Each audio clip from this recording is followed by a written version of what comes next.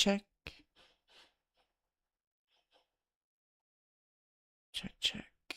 Well, it looks like it might work now.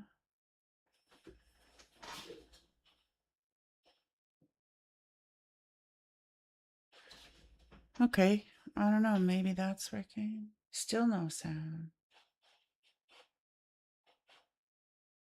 I can hear myself, yeah. I can.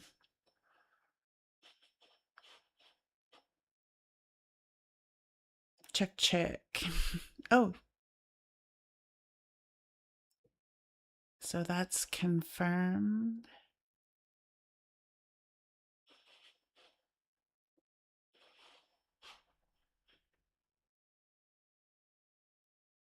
Oh, excellent. You are so helpful. I appreciate that. Okay. So today I want to make it a short little video or live, I guess. And I wanted to go through basically simplifying my cancer story. It's a bit convoluted. It's a bit strange. There's so many things going on that it's hard to explain what happened. But I wrote this out here to help in that conversation. And then if anybody has any questions, by all means, we can go through them. In the future, I really want to look at things like reforming oncology. I want to look at Control Alt Cancer as a community and what we can do to help people. Because I know there's substrates and supplements and things like that that we need to work on and fix. I think there's a lot we can do to help out. So if there's anything that anybody wants to put in the chat and kind of ask, yeah, I think that's a good place to start. And then I actually have audio of my appointments. I have my scans I'm willing to share, even some of the metabolic things that I've done and how difficult it's been as a sugar addict, because really a lot of what I deal with is the addiction to food and how to get into therapeutic ketosis and that kind of thing to get to where I am. So that's the bigger story. And I'll just go through what's written here. So I do have high-grade aggressive adenocarcinoma, and it started in 2016.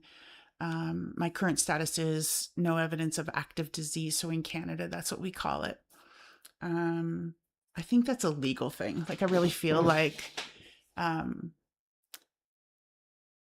they're not allowed to say remission anymore. Your doctors will never say that to you. So what ends up happening is that in the reports, they call it no evidence of active disease, and that kind of covers their ass, I think. So that's the status. So I did have endometrial cancer. I had a long history of PCOS, insulin resistance, and some other bullshit. I did surgery and brachytherapy, which is actually radiation. I should put that in there. So I've done the whole radiation thing. And then I was fine for a few years. And then I think the important story there was how much I ate. I was eating my life through. I was gaining weight. I was already big, but I was just doing that. I think coping mechanism not working. My business failed. There's a whole lot of things going on. And then in 2023, I went into the hospital. I was in there for a week. Metastatic cancer. They were telling me I had cancer all over, and they showed me the scans and everything else. And then things got really weird because I immediately went to keto and carnivore diet. We proved tumor shrinkage, but that's when oncology went, whoa, cancer doesn't shrink on its own. This can't be cancer. So they retracted my diagnosis, and then they sent me on this, like, before getting any treatment at all. They just didn't know what to do with me.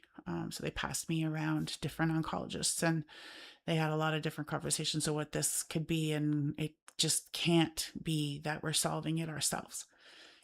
can't be that the carnivore diet or RSO, I should also mention, Rick Simpson's oil I was doing as well, um, as an alternative. And I was ready to do any treatments along with what they were, honestly, along with what they were suggesting. But then once I started shrinking the tumor and we were getting scans, and oncologists were like, yeah, it's shrinking and it's spontaneous.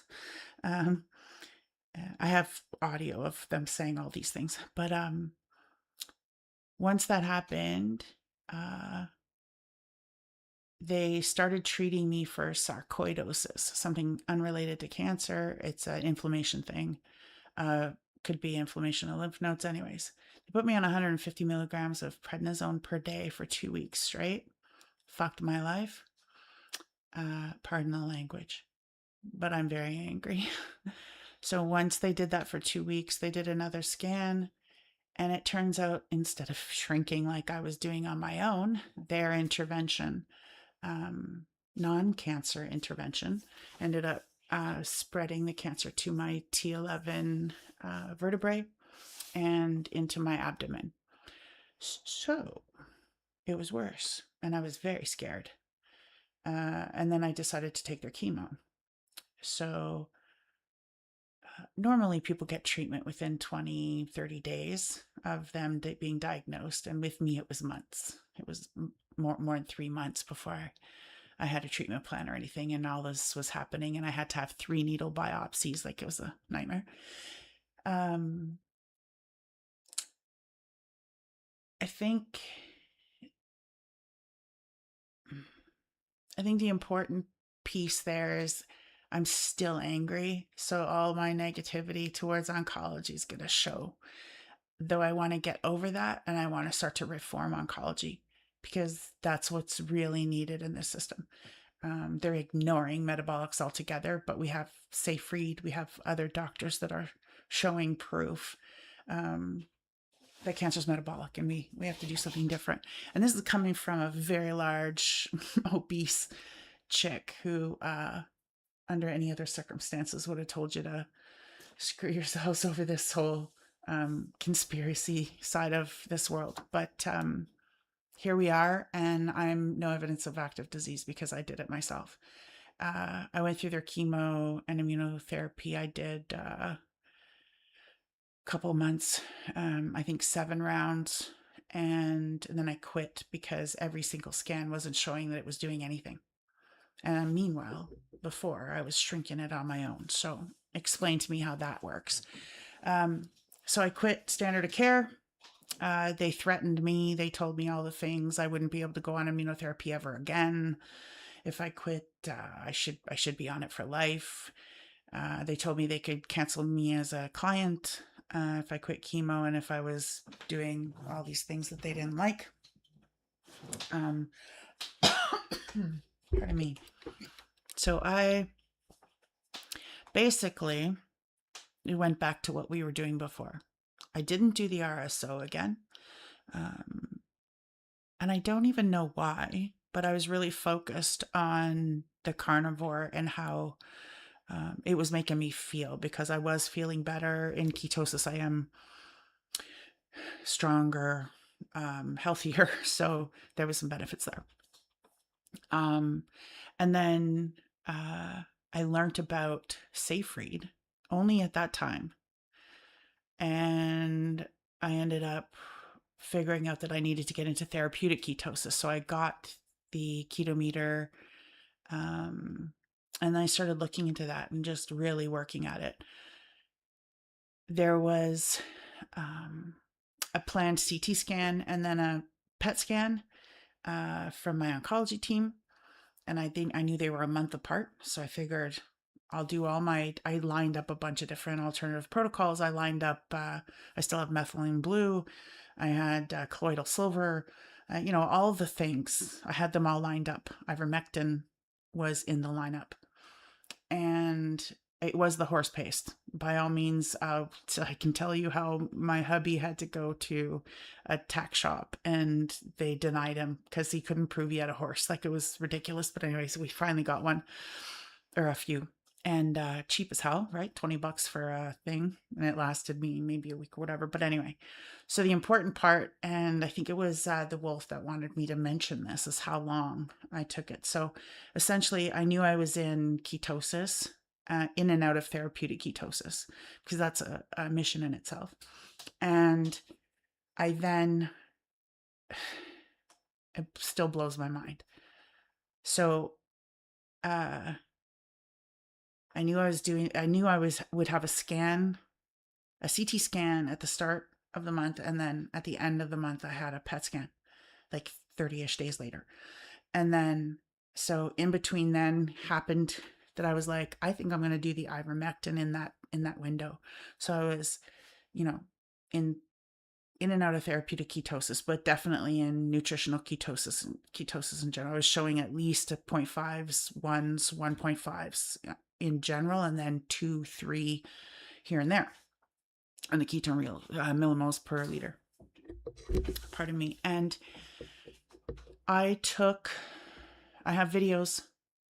I don't know if they took those down, but I took the paste and I put it into gel caps so I didn't have to taste it.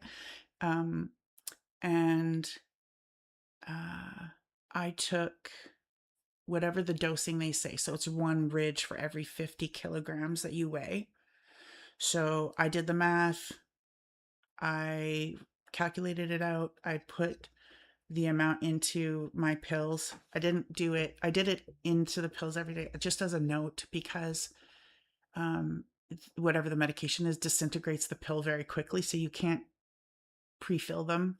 You have to fill them right away and then take it right away. Anyways, so I did that. Literally, I did 5 days in a row of whatever they tell you to take.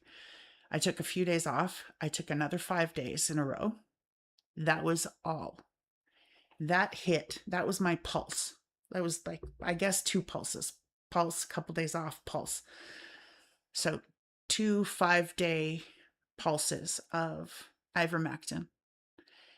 And then I did a PET scan. And then all shock when the PET scan results came in, no evidence of active disease. Absolutely blew my mind.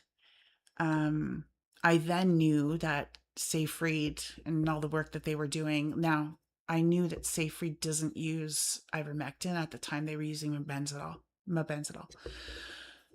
in their protocol. And I had found the protocol, by the way, through Daniel Orego and Dennis Stacy. Saw a video of them in the Hippocrates Center from Vancouver. And I was like, if this guy did it, I'll try it. So really that's what I was following. And he had listed his, what he did. I have a video on that as well. If you go see that, I actually go through what he did line by line. And I said, I'm just going to do exactly that. I'm going to do whatever he can do. So that's how I knew to get into therapeutic ketosis and try all these different things. So, only after I got no evidence of active disease did I contact the Lodi clinic. Because then I wanted to see, because I found out about RGCC tests, which is their blood tests for tumor markers. It gets sent all the way to Greece or something like that, overseas. And they apparently could tell if you had cancer cells, still circulating tumor cells in your blood. And, they measure that. So turns out that in oncology, anything 5 and below, they're like, they don't kind of measure. They don't see that, I guess. And so I was confirmed as no evidence of active disease from the oncology perspective. But when I did the RGCC test through Lodi Health and Vaughan, Ontario, Canada, it showed that I had, and I'm going to get the numbers potentially wrong, so I apologize, but I think it was 3.4. And then I went through their protocol, 1 cycle only. They recommend 4. I did 1 cycle only, including hyperbarics, and I got down to 2.9, I believe it was. So I lowered my RGCC tumor markers, the circulating tumor cells, again, even after being no evidence of disease, I went further down. So that's stories that I can talk about. I just started a protocol based on the Greek test. Oh, good. Cool. Very cool. Do you know what if you don't mind sharing, what are the test results? What were yours? Like what level? Because I think 5 and below oncology doesn't really pay attention to, but.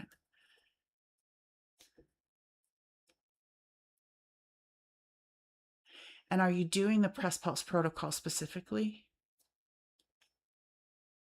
Is the next question. I highly recommend for anybody to do the RGCC test if you can. Any tumor members. They have one that's $4,000. They have one that's about $2,000. I did the one that was $2,000.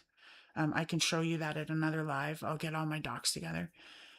Let me check. Yeah, cool. It's a blood test. I mean, it's so easy to do, and just to send it off. And I know it's money, but that's maybe another thing that Control Alt Cancer can do as a community. If we can get some money together, I want to be able to pay for people to get these tests. I mean, what's happening is crazy. I will remember to get all my documentation, take a picture of like what my results were and where the tumor markers were, because I think it's a super. Yeah, I'm really interested in the protocol you're doing too, Joe Bell. I found a clinic in Florida that's basically using similar protocols as Safe Reads. Other therapies. Okay, cool. That's great. If you want to check it out, one of Safe Reads researchers, Daniel Orego, he works with the Lodi Health clinic in Vaughan. They do international patients.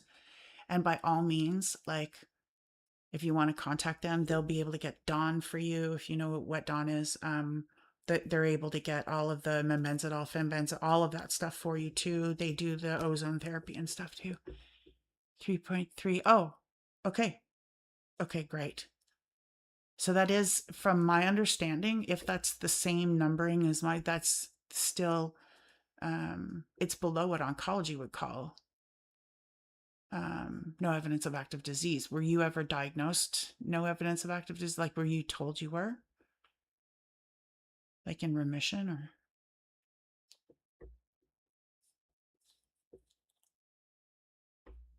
That's fairly low. I've heard numbers like, 22 and okay, I got you. Totally understand.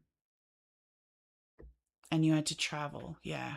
So these guys, for me, so Daniel is actually in LA.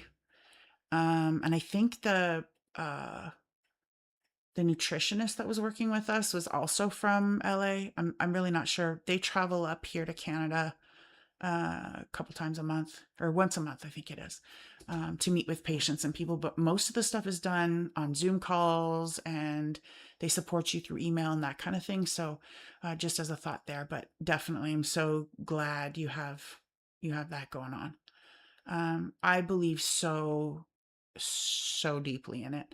You interested in hyperbarics at all? I did that. I'm not 100% sure how helpful it was, because I was able to get to no evidence of active disease from oncology's perspective without it. But I was, in my own mind, I don't know if it helped, but I was doing breathing exercises every day. I was walking every day, like I was doing those kinds of things. And then that was a really main thing for me. Not yet. No. Okay. Okay. Sounds good. Oh, cool. Oh, wow. Okay. Yeah. Yeah. Yeah. Yeah. And 20 others. That's amazing. I don't know if you've seen my video on the supplements, and I have one on supplements, and then and most of the supplements were just to lower my blood sugar. Because I have insulin resistance, so it's extra hard for me to like cut it out. Even though it's carnivore, I'm not consuming any sugar, no vegetables, no fruit, literally not consuming. Like my blood glucose was still at a 5 or a 6, and I needed to be down to 3 or 4. How much age I really? Yeah, I go, well, hey, buddy. um, I'm not sure how much it helps either, but I get the theory behind it. I understand why. I actually had a really interesting, I was in a good position because having Daniel Orego, having the researchers, having people around that were guiding me, they were like totally open to talk to any doctors that were willing to talk with me. So when I went to the hyperbarics clinic here up north in Northern Ontario, there's one clinic, and they do everything with the medical community. So they're to like sports athletes, that kind of thing. And then, there's not a lot of HBOT happening out here. And so they were very skeptical, not really sure what they wanted to do with me, not really sure. And there's 7 doctors that own the clinic. So they had to go to the board and find out if they're willing to actually put me in the chamber under these recommendations. They actually met, and I was so amazed by this, but they actually met with the Lodi Health team. They asked questions. This was like months. It took months for them to kind of agree, because I needed to go into the chamber with my ketones high. So at least a 4 is what they recommended. So I had to do my ketones while I was there, right before I went in. I had to actually, once I had to even take the ketone shot, ketone IQ, I think is what I took. But I was obviously trying my hardest to do it alone, like on my own. And then my glucose had to be a certain level too, otherwise they wouldn't let me go in the chamber. So it was really great that they opened up, and then finally got the managing director at HBOT, the HBOT clinic here, saying like, this isn't bullshit. Like, this actually makes sense to him. And they were totally behind me. So when I was able to lower my my tumor marker, my RGCC cells, it went down.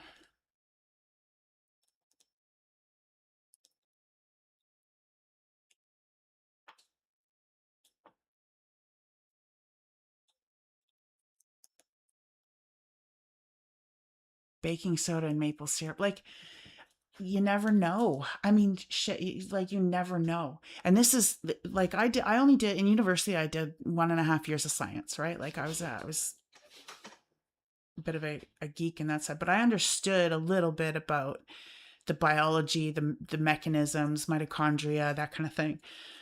Only a little bit, but it allowed me enough that literally when I quit chemo, because it wasn't shrinking anything, I just studied. I studied. I went in. I was looking at all of the papers. I was looking at Warburg effect. I was looking at all that stuff, and I mean, who knows? I did RSO at the start too, and cannabis might have been a factor. I don't know if immunotherapy even long term was a factor, but what I do absolutely know is for a year after after I quit chemo, I was still going in to get scans, and it was still not shrinking, still not shrinking. Where I'd shrunk it before, I was like stuck. But the antiparasitics absolutely changed the game for me. I will upside down and sideways. I will tell anybody that it was the game changer. And I will show it another live. I have the CT scan before that, and I have the video of me taking it in between, time stamped, everything else, and then I have the PET scan afterwards. No evidence of active disease. It was the game changer, 100%. Yeah, Vernon Johnston. I'm gonna look that up. I will definitely look that up.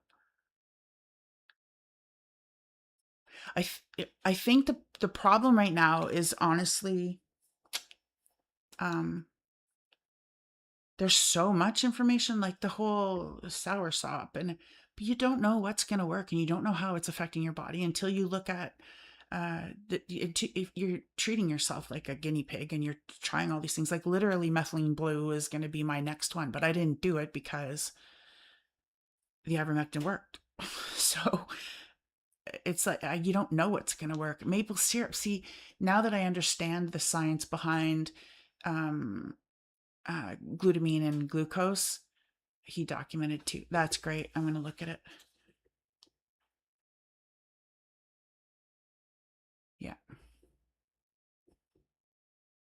It, there's absolutely valid, there's validation, there's paperwork. I mean, Seyfried's done it.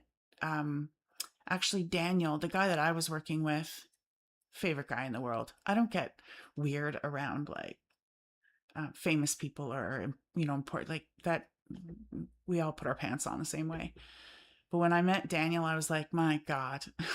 And the way he started into this was before Dennis Stacy, before he helped Dennis Stacy, he was doing it in animals, like he was doing it in pets. Anyway, so the science behind it, like I'm 100%, I understand now the fermentation. I understand the development of ATP. I understand the difference between the fuel sources, the sugar and the ketones or fat. I understand all of that. And then even to have that intellectually, still making the decisions daily not to eat and not to consume sugar is hard as hell. I'm an addict. I'm clearly an addict, and every day I struggle. Um, so it's all part of this. And so when I see the maple syrup thing, or but you don't know, everybody's different. So you gotta kind of like weigh your things out, and figure out what's going to work for you, and try it. You got to try it, guinea pig it out. Now, the fights I had with oncology are ridiculous. And that's something that I want nobody else to have to deal with. They were, and I hate the term gaslighting and everything, but it is kind of true. They feed you some bullshit and they don't listen. I don't know how many times I would say, like, I'm purposely on a carnivore diet. I'm purposely not ingesting any sugar. And their reaction was like, oh, this is spontaneously happening. This is spontaneously shrinking. Cancer doesn't do that. It's not cancer. Oh, you don't have cancer anymore. And then to take their suggestion that it wasn't cancer, I flipped out. I was like, this really honestly might not be cancer. Oh my God. That's amazing. And then back and forth, my mind was just burnt. Like, and my friends and family, they didn't believe me. They're like, well, you have cancer now, you don't? Like, you're full of shit. And I literally lost people in my life because they were questioning what's happening. Just to have them, I mean, three needle biopsies. I don't know if you know anything about needle biopsies, but my wife and I are both food addicts. Over a decade, no cancer, but still always something to think. It's an addiction. Like, I see people like doing the fentanyl fold, and you always wonder, like, why can't you just get over it? But literally, I see something as simple as somebody drinking a coffee with a sugar in it, whatever, and I'm like, man, would I ever love to just gulp that down and gaslight, berate people for, yeah. And you know what? Something that pisses me off that I would love to change. They still serve sugar in cancer rooms. I'm sitting there with frickin' chemicals going through my veins. They can't deny the Warburg effect. They can't. No scientist denies that. That's been proven. They can't deny the Warburg effect, which is that cancer cells ferment sugar. He didn't have some of it answered yet, which Seyfried is now and others have now fixed. But like, that alone to me is job retention. They're serving sugar in chemo rooms because I'll lose my mind. I'll lose my freaking mind. Is there anything else that I can help with? Like, do you want to see, like, is there something that I can prepare or check on? Anything that might help you or friends or anybody when you're thinking about this stuff? Because that's one of the things it's one of the things I want to do, is make sure that if anybody's skeptical or mistrusting anything, what can I show, It's so real. It's so real. And then when you think about this too, and I think about the cancer hacking community, literally try anything, inform yourselves, but also know that other people have done it. And if you hear that, like, if you read a comment or something, somebody saying like, I did this or I did that, okay, show me the shit, show me the stuff. because that's something we could try, you know? And then why do you think it worked and how hard was it? I'm telling you, therapeutic ketosis is brutal. My nutritionist, now, when I did it myself without the support, it was hard enough because you're an addict and everything else, um, but love Maureen for how you pulsed. Okay, you might have missed that at the start. I did talk about that. So really shortly, before I even was working with anybody at Lodi or any of the researchers from Station, before I worked with any of them, I was doing this on my own. And so after I quit chemo, I'm going to get a timeline. I think that's going to be the best thing for me to do is get a timeline together for everybody. And then I can specifically go through this. But I knew, so this was about a year. I'm trying to think of it. It was at least a year, if not more, since I quit chemo. And I hadn't shrunk the tumor again myself, but I was still eating carnivore, no sugar. So something still wasn't in me, still wasn't working. And then I knew I had a CT scan at the start of 1 month. And then at least, about 30 days-ish later, I knew I was getting a PET scan. So I lined up a bunch of things to do before this was all happening. And it so happened that ivermectin, the actual horse paste, I'm going to do a whole thing on that because my hubby had to go to a tack shop and, all that. And so anyways, I knew in that window, I could do one of my things. I decided it was going to be ivermectin. So I did the CT scan. The tumor didn't shrink. And so within that month, I took 2 weeks only, literally. I did 5 days. I put the ivermectin in a pill, in a gel cap that I bought on Amazon. I squeezed that in, took the pill. I did it based on, I think it's 50 milligrams, like one notch of the squeeze thing for every 50 kilograms that I weighed. So I did that. And then, so I did 5 days.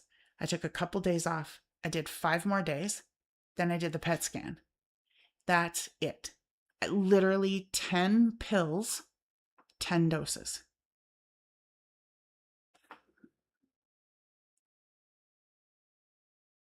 Yeah.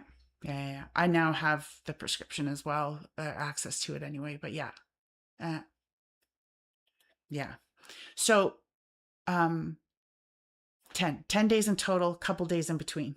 So, and I will absolutely bring and show. Like, I got to take some time to redact some of the information, obviously the personal information.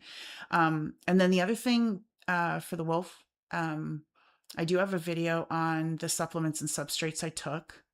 If you want to check that out, I don't know if you have. I believe it might have been on TikTok that I actually showed myself ingesting the actual pills, but I do have the dates and timestamps for those as well. And I really want everybody to understand that I was in ketosis before that for a while. And the antiparasitics were definitely the game changer in that process. 100%. Absolutely. And even when I talked to the researchers, the safe use researcher, they just were shaking their heads like, yep, we've heard this before. But they have a different type of protocol. The other thing with the protocol that they are doing is they wanted to get as much information for their research, right? I was not a good candidate for their research, because I had already shrunk it, done chemo. Like, the reason I did chemo was shitty too, but that's a whole other, I could go into a lot of depth about that. But what I want the world to understand is the antiparasitics did the trick, but it has to be while you're in ketosis. It has to be. You're choking out the glutamine and the glucose at the same time. Another important piece, and I think, Joe, you're going into hyperbarics, and I'm not sure what your protocol says, but I had to be in therapeutic ketosis and my blood sugar had to be low before I did the HBOT. It was scary at first, but absolutely doable afterwards. Felt really good. It's no sweat to do it. I was in one of those lay down ones with the glass. Um, I think I got to, I could be off a little, but I think I got to 2.4 atmospheres. I think that's how they talk about it. So, Joe, when you go in, it'd be interesting to know how deep you're going in your protocol, like how deep they want you to go, because that's, I think my Lodi health and researchers, they weren't happy with, they wanted me to go lower, I think, but the HBOT docs were like, let's just do a few without going too low. And it was more of a safety concern because they've never done anything like this before, but they have opened up for any cancer patients now. The only problem is in Canada here, if you're, what do you call that, recommended by a doctor to have HBOT, there's only a number of listed things that our government will pay for. And cancer's not one of them yet because it's not proven. So I did have to pay, I think it was $250 a shot for HBOT. I pled for family and friends to, not friends, family basically, to help out in that. But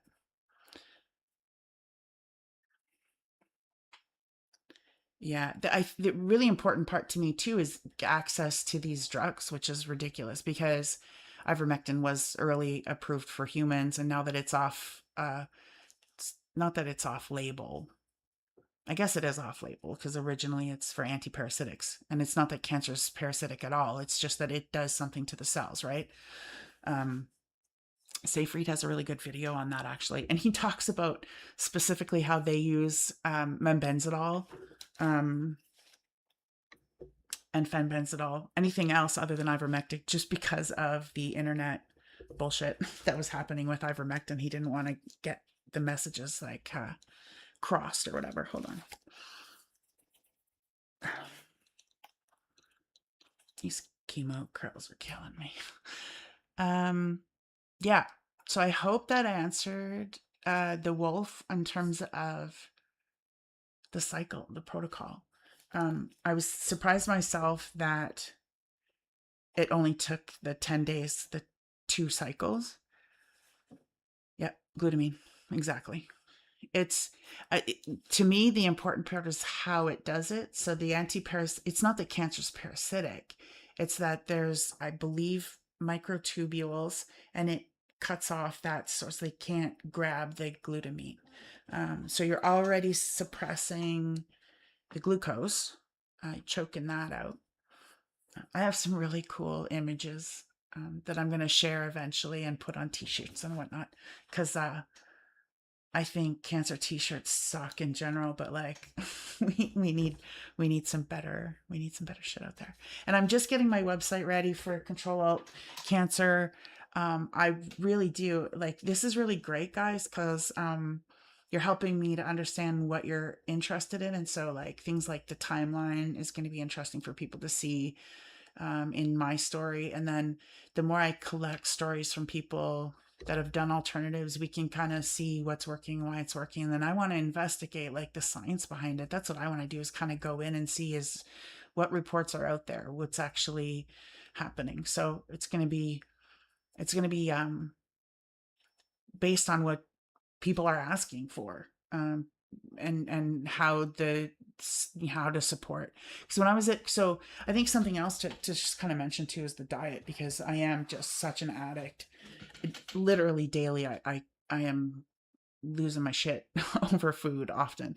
But the nutritionist, when the Safe protocol guys were with me, I was on at first a 2,000 calorie, or restricted 2,000 calorie a day diet. I chose to do carnivore just because my insulin resistance already, like, it was just any sugar at all puts my insulin and my blood sugar in a rise. So then we dropped down to 1,500 at one point to try to get my ketones up even higher and my glucose lower, which meant I was, and on top of that, it was, I don't know if you know much about keto ratios, but we wanted to have 2 times as much fat as protein plus carbs. Since I wasn't ingesting a lot of carbs, it was easy to do my math. But I have a whole spreadsheet I'll share with people.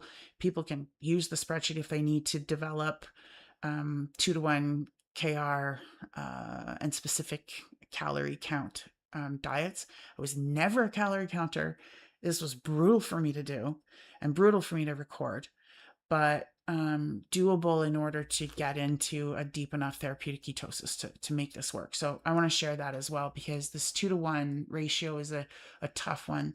Sometimes I'd have, as an example for my meals, I'd have like 3 wings, which isn't a lot of meat, but it has a good meat, and the skin on the chicken is a good amount of fat. So when you calculate all that out, and then I'd have to have a little bit of butter or whatever. We ate a lot of steak. We ate a lot. So I can share some of that stuff too. I didn't starve. Look at me. But I did lose 70 pounds. And there's about 10 pounds that I'm back and forth still. I want to lose more later, but obviously got to kind of adjust my life. And I'm still struggling with so much in terms of like, what do I do and how do I do it with this new brain? Because I did go through chemo, which sucks. If there's anything I can do, is prevent people from doing the toxicity if they can at all avoid it. But then I don't know how you guys feel too, but I get freaked out when I learn about people with diabetes and they're not willing to cut sugar, and then they get amputated limbs. Like, you're willing to go that far? It's so tough for me, because there will be cancer patients that aren't willing to stop sugar. There's going to be cancer patients that aren't willing to go into ketosis. But I want to kind of explain to them that the alternative, like, I got super scared, so I did the chemo. And like, my regret, that's my one regret. Like, I don't have regrets in life. I do shit on purpose. Like, I live on purpose. That was a nightmare. They detracted their cancer diagnosis. They retracted it. They said I don't have cancer. It was bullshit. They were lying. They were just guessing. They thought I might have sarcoidosis because cancer doesn't shrink on its own. And that made my cancer worse. It literally spread to my vertebrae and my abdomen. And I was like, okay, so now I'm screwed. Taking that is like, I just want people to avoid the toxicity. My life is not the same. My energy is not the same. My personality is not the same. I lost family. I lost friends. Cancer ghosting is real. Like, there's too much to lose to just do chemo. And I'm going to go as far as to say, is when people learn this, if you choose chemo, it's the easy way out. And people are going to hate me for it. And I'm going to be open and honest about it. That's the way I feel. Chemo's the easy way out. You got to try the hard way first. And if you can't do the metabolic therapies and you can't get this done, then you go for the toxic. And that's why I want to reform oncology. I honestly feel we need to absolutely change how oncology operates here. It's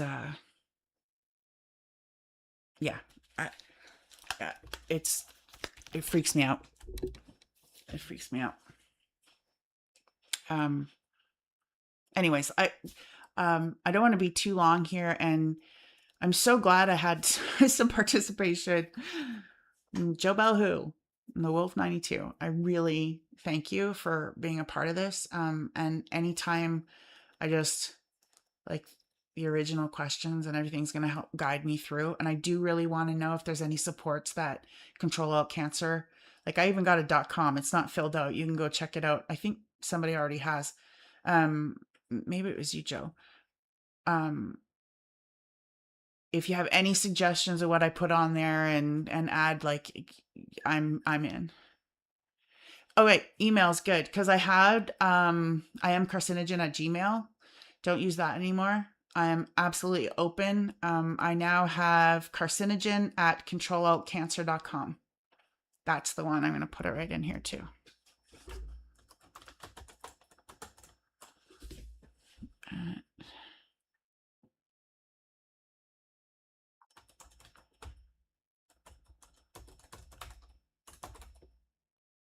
There we go.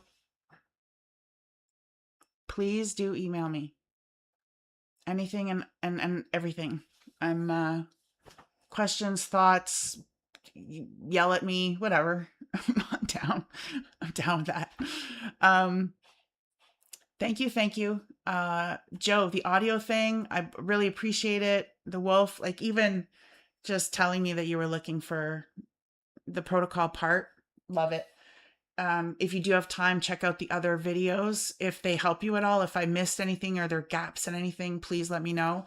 Most of my ivermectin videos were taken down, and I'm on TikTok as another carcinogen. So you can check me out on TikTok too if you want, because there's some shorts there and link to the clip. Perfect. I'd love that. I'm going to contact them too and let them know that I'm trying to sort of gather stories and help people as well. So that's super helpful. All right. Have a great weekend. And I am going to try to do this at least every other day during the week. Oh, yeah, this is my second time doing it. So OBS, yeah, I'm a newbie. I'm getting, but look, I can show you like I'm already, oh, getting there. I got some scenes down. So thank you. Yeah, I might. They have a YouTube show. Awesome. Perfect. We'll link that up. Okay. Fantastic. Really appreciate it. Have a great weekend. Take it easy and try anything. That's the cue. Thanks, guys.